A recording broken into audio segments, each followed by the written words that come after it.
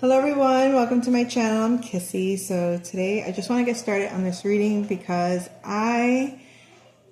honestly, the energy was so high, so I can't describe it's like the it felt when you get like these, I guess what Oprah calls aha moments or epiphany moments. You get these like moments of like the puzzle pieces kind of come together, right? And it's almost orgasmic, a mental orgasm it feels like, right? So but it felt like extended, an extension of that energy. Now, it started off a little bit slower, but I almost couldn't really even stop to press record out of the, how do I put it? It's like think of it as being a child and having so much fun at the playground with your friends, right?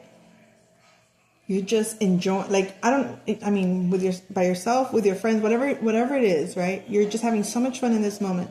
And then suddenly somebody's like, all right, it's time to go.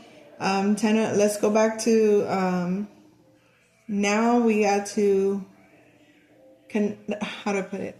Because it's not, the problem isn't connecting. You would want to, share what is, the experience, right? It's like, I want to share this experience with you.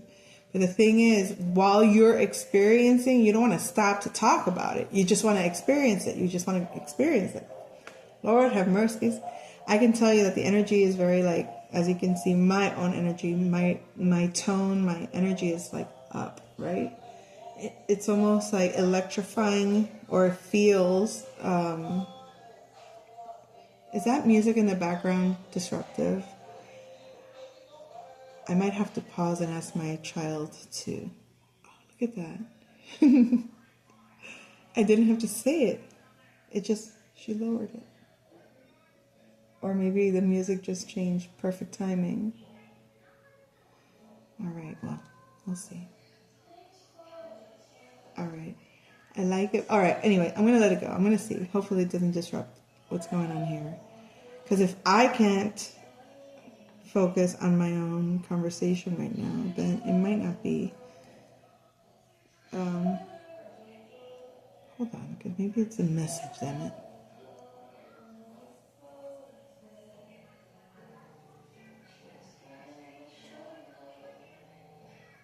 Oh my God. It's so loud. All right. Let me... No, forget it. I'm not gonna stop. All right. Where were we? Honed in. So I started off doing this reading, and it's like, these are the cards that fell out. So I just placed them. And it says, is this love that I'm feeling? Stillness speaks. It's the aura. So right now the energy between the divine feminine and divine masculine is actually realizing, is this love that I'm feeling? Maybe love was misplaced in some way, and now there's a sensation of realizing, wow, this is what I define as love, or this is what the feeling of love is for me, right? Stillness speaks. Listen within the stillness. In the stillness, that means the silence, the space of silence. You'll be able to get your question answered. The soul question, the question of your soul. It's like there's always a question from your soul. It's like, am I at the happiest I could be, or am I doing the best I can do? Am I living my life to the highest potential that I could possibly? These are real, actual questions that our soul asks us. So in the stillness, it speaks, and it lets us know where we are in balance or where we are out of balance, and where we need to really evaluate, I guess. But it's the aura. It's in the aura. Something about the aura energy. It's like that's where you'll receive it, feel it, sense it. I don't know. It has to do with the aura. So maybe your connection with a person. It's the aura in itself, perhaps, that emanates, that is felt, that is sensed, that is where the alignment or where the connection begins. I have a lot of notes. Like I said, I was on this ride. of consciousness, I guess you could say, or whatever it is, creativity, the flow, spirit, and it was amazing. So much energy was coming through, and hopefully I can express it and convey it to you as enriching as it was for me.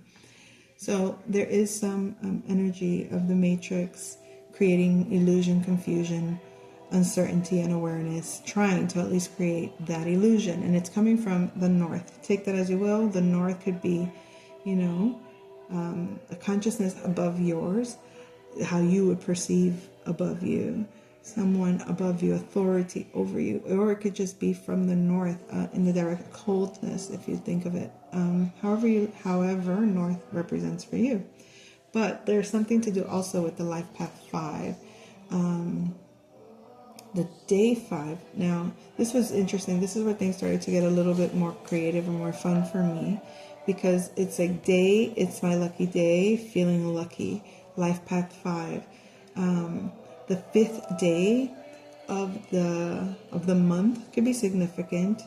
The May can be significant, right? But what I did notice, and I took notes, let me just bring this here real quick, okay? So, so the 5th day, today is a day set 25. Today's the 25th, okay? So it's a 7-day. 2 plus 5 equals 7. So maybe not maybe, what the hell am I saying maybe? In 7 days, it's going to be the 5th day. If you're looking at today is day 7, 8, 9. Start again at 1, 2, 3, 4, 5. So you have 7, right? It'll be 7 days from now, which will be December 1st, I think, or December 2nd. I don't know. Monday, I think it is. Monday, because it's 7 days from today.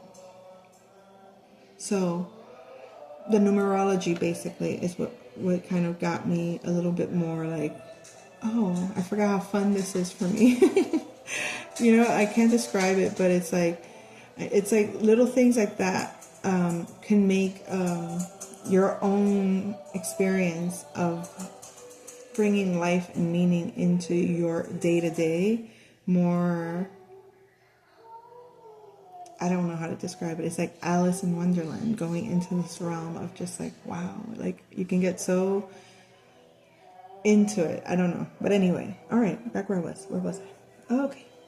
Great accomplishment. So on that, something about that day is significant. I'm just going to say simply because of how much I went into it for myself. It's like I usually like to look at the things just on the top and kind of like, all right, and then I'll figure it out as I go. But in this case, it was like the fun part was oh my God, my hamster is drinking water. Can you hear that?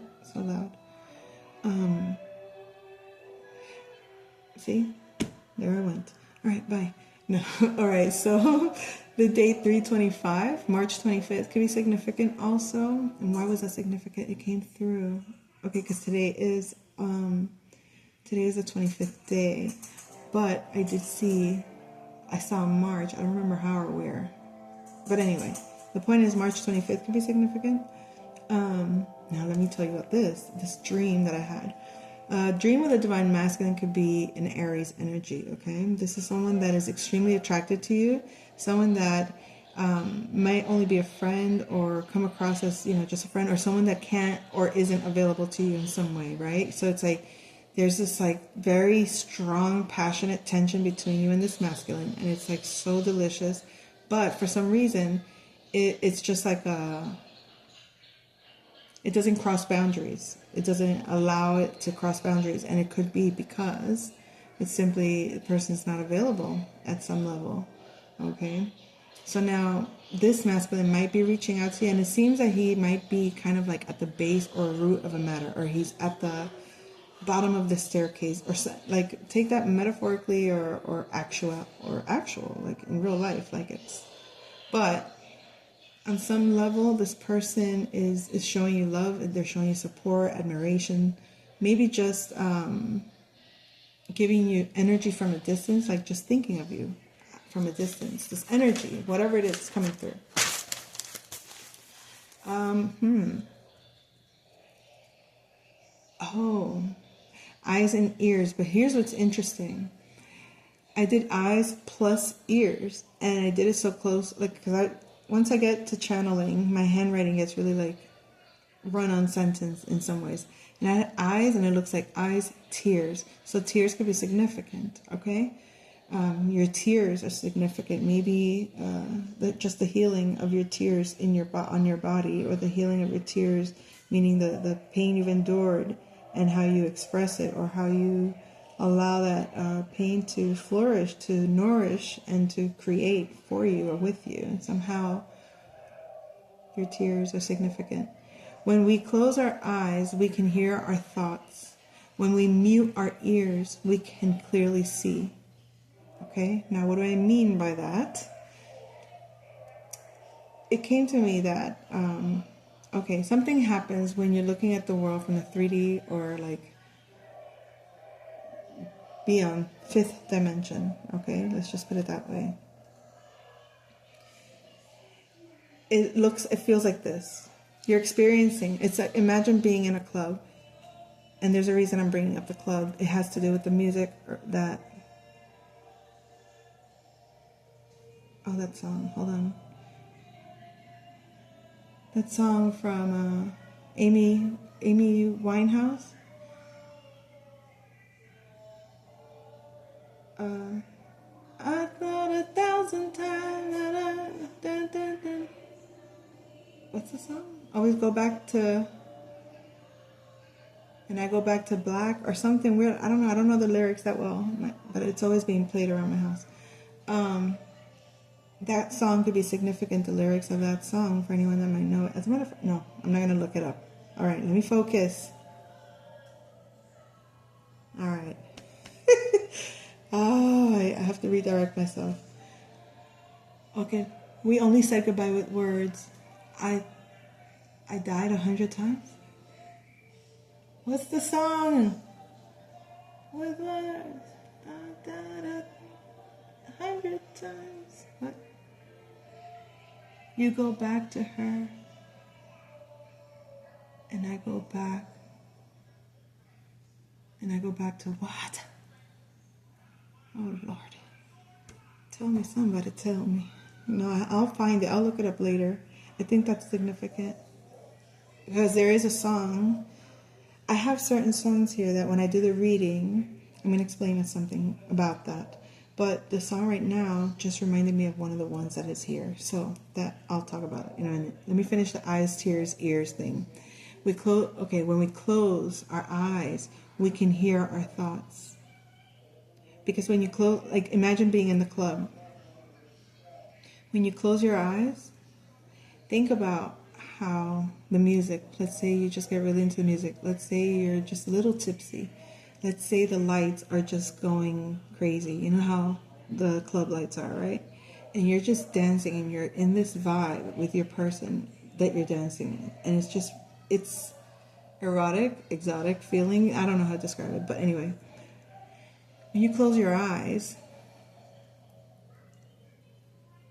you can hear your thoughts. You can hear what you're thinking in that moment. You can hear yourself sigh, or you can hear yourself, I don't know how to describe it. You hear how you feel, because in that moment the noise is muted in a way. You're just in the vibe. So that's when you can actually hear your thoughts, but your thoughts are not ruling you in that moment.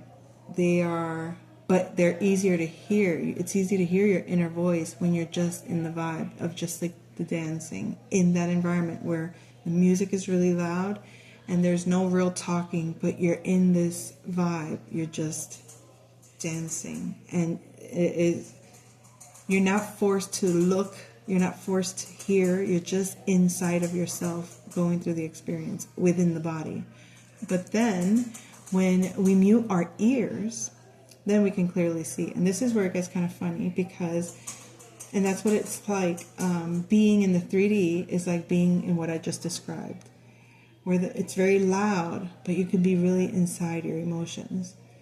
When when it's the other way around, when you mute the ears, when you make it very quiet on the outside,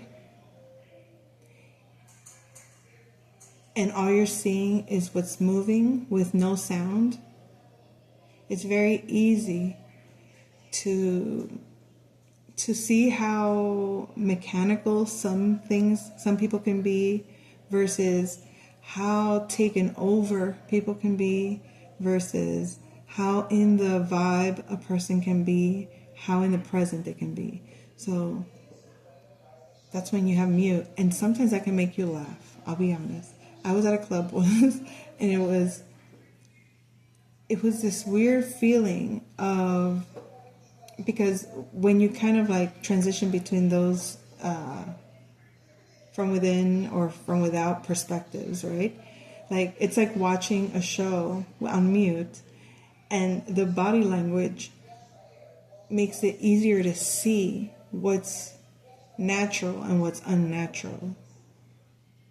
But when the music is on, you get taken over by the noise, you kind of neglect how you see what's happening in front of you.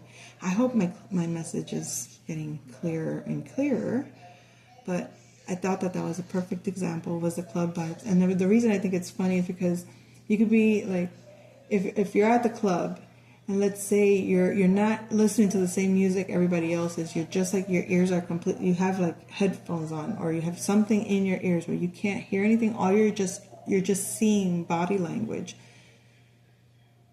It can be very comical.